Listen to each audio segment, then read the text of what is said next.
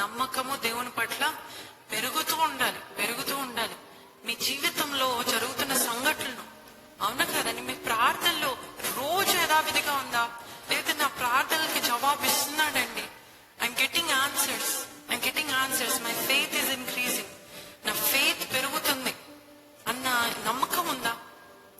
నా జీవితంలో ఒక గోల్డ్ రింగ్ ఒక షాప్కి వెళ్ళినప్పుడు కింద మరి ఎలా తీసానో తెలియదు, తీసానో నా ఒళ్ళో పెట్టుకున్నాను.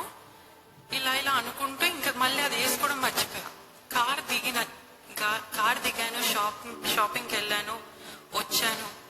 ఇక కార్లో మళ్ళీ తిరిగి వచ్చేసిన తర్వాత గుర్తొచ్చింది, నా రింగ్ నేను తీసి ఒళ్ళో పెట్టుకున్నాను కదా, ఎక్కడ పడిపోయి ఉంటది.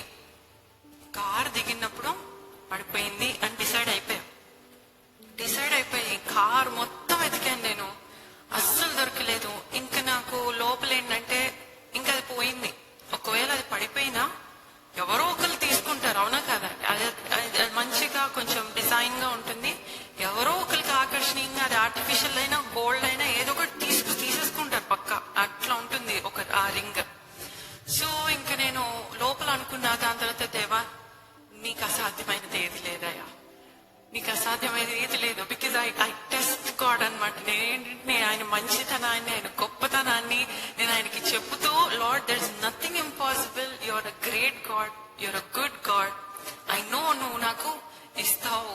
ఒక్కసారి I'm asking for a miracle, ఒక గొప్ప మిరాకిల్, అద్భుతమే చేయమంటున్నా. ఎందుకంటే అది దొరకడం అనేది ఇట్స్ మిరాకిలే, ఒకవేళ దొరికితే.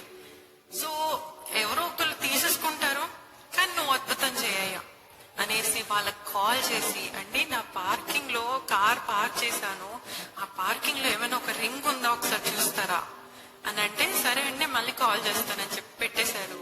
ఎదురు చూస్తున్నా ఒక 5 minutes లో కాల్ చేసి, ఉందండి ఒక రింగ్ ఉంది అంట. అసలు ఒక అద్భుతమా కాదండి, ఒక గోల్డ్ రింగ్ పార్కింగ్ లో దొరికింది అని అంటే, ఎవరు తీసుకోకుండా, అసలు అది అసాధ్యమా? ఎగిరిపోయిన పక్షి, రెక్కలతో ఎగిరిపోయిన పక్షి తిరిగి రావడం అసాధ్యమా? నా జీవితంలో ఎన్నో మేళ్ళు, ఇవన్నీ జస్ట్ ఒక 2-3 చెప్తున్నాను కానీ, నా జీవితంలో ఎన్నో మేళ్ళు, నా దేవుడు నా ప్రార్థన ఆలకిస్తాడు. నా దేవుడు ఆ విశ్వాసం నాలో ఇంకా బలంగా, ఇంకా అలాంటప్పుడు ప్రార్థన నార్మల్ గా రొటీన్ గా ఎలా చేయబుద్ధి అవుతుందండి, ఇంకా కృతజ్ఞతతో, లార్డ్ లవ్ యూ లార్డ్, నువ్వు నా ప్రార్థన ఆలకిస్తున్నావు, నువ్వు నమ్మదగిన దేవుడు అయ్యా, నువ్వు గొప్ప దేవుడు అయ్యా అని ఇంకా ప్రార్థన భారాలు చెప్పాలనిపిస్తుంది, అవునా కదండి? ఒక మనిషి ఏదైనా సహాయం చేసినప్పుడు వెంటనే, ఏదైనా శ్రమ వచ్చినప్పుడు వెంటనే ఆ మనిషి గుర్తుకొస్తాడు, ఆ మనిషి దగ్గరికి వెళ్తాం. ఒక సహాయం చేసాడంటే ఇంకో 2-3 సహాయాలు కూడా మనం చెప్తూ ఉంటాం అవసరతలు, so that they will help అని. మన దేవుడు మరి ఇంత ప్రార్థన ఆలకించే దేవుడిని కలిగి ఉన్నప్పుడు ఇంకా మనుషులు గుర్తుకురారు. సమస్యలు వచ్చిన వెంటనే మన దేవుడు గుర్తుకొస్తాడు.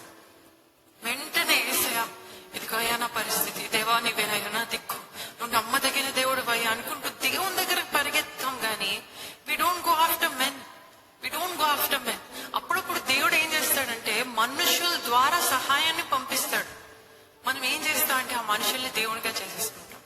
ఆ మనుషులే ఇంకా దేవుడు. అసలు వాళ్ళు నాకు సహాయం చేశారు, వాళ్ళు నాకు తిండి లేనప్పుడు కూడి పెట్టారు అనుకుంటూ వాళ్ళని దేవుడుగా చేసేస్తాం గానీ the source, what is the source behind? It's a God.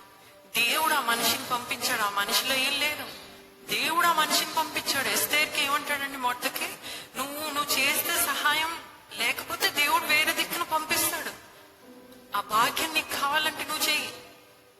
So అటువంటి విశ్వాసం దేవా, I believe you lord, I trust you lord.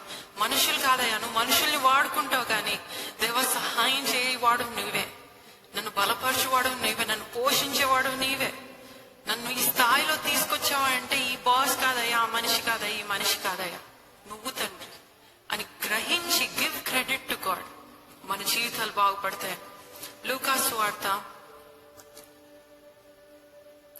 హెబ్రీయులకు రాసిన పత్రిక 4వ అధ్యాయము 16వ వచనం. Hebrews 4th chapter 16th verse.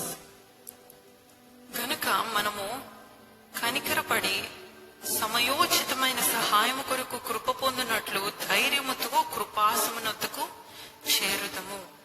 గనుక మనము కనికరింపబడి సమయోచితమైన సహాయం కొరకు కృప పొందినట్లు ధైర్యముతో కృపాసమునొద్దకు చేరుదము. ఇంక పిరికి వారుగా, అయ్యో నేను పాపిని, అయ్యో నేను ఎన్నిసార్లు దేవునికి వ్యతిరేకంగా జీవించానే, ఇంకా నేను ఏ ముఖం పెట్టుకొని దేవుని చూడాలి, ఏ ముఖం పెట్టుకొని దేవుని సన్నిధికి రావాలి అని భయపడక్కలే అంటున్నాడు దేవుడు. ధైర్యముగా కృపాసనం ఎదుకు పరిగెత్తుకుని రా అంటున్నాడు.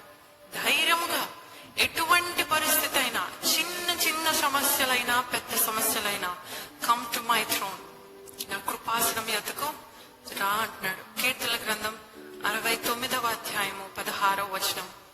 యెహోవా నీ కృప ఉత్తమత్వమును బట్టి నాకు ఉత్తరమేమో, నీ వాత్సల్య బాహుల్యతను బట్టి